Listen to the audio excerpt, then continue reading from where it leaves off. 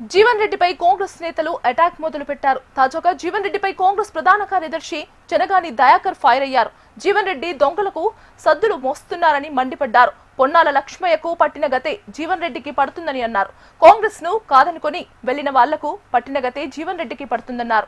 జీవన్ రెడ్డికి కాంగ్రెస్ పార్టీ 14 సార్లు బీఫామ్ ఇచ్చిందని గుర్తు చేశారు. జీవన్ రెడ్డికి 70 ఏళ్లు వచ్చేదాకా పార్టీ అవకాశాలు ఇచ్చిందన్నారు. జీవన్ రెడ్డిపై కాంగ్రెస్ కండువా ఉన్నప్పుడే గౌరవం ఉండేదని, ఇప్పుడు తన ఆత్మ గౌరవాన్ని తాకట్టు పెడుతున్నాడని, తాను తప్పు చేశానని త్వరలోనే తెలుసుకుంటాడని చెనగాని దయాకర్ అన్నారు. ఇంకొక నిన్నగాక మొన్న ఒక పెద్ద ఆయన 75 ఏళ్ల వయసు ఉన్నటువంటి పెద్ద ఆయన పార్టీలో బీఆర్ఎస్ పార్టీలో చేరుతున్నాడు. తెలంగాణ ప్రజలందరూ నవ్వుకుంటున్నారు. 14 ఏళ్ళు బీఫామ్ ఇచ్చారు. ఇక నాలాంటి వాడైతే గాంధీ భవన్లో తల నరుక్కునేవాడిని, అంత గొప్ప అవకాశాలు ఇస్తే.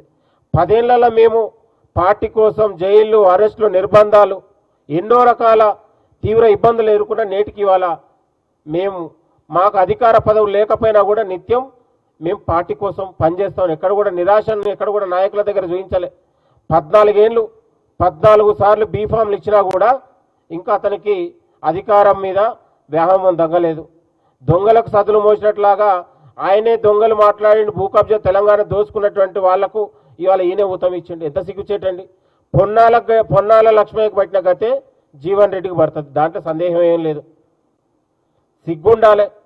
ఇంత వయసులో కూడా పార్టీని వీడడం అంటే, దొంగల చేరడం అంటేనే ఇవాళ తన ఆత్మగౌరవాన్ని తాకట్టు పెట్టినట్టు. చాలా అత్యంత దురదృష్టకరం. కాంగ్రెస్ పార్టీ కండువ నాయకుల జీవన్ రెడ్డి గారి మీద ఉన్న రోజులే గౌరవం. ఆ కండువ తీసేసిన తర్వాత ఏం గౌరవం ఉంటుందండి?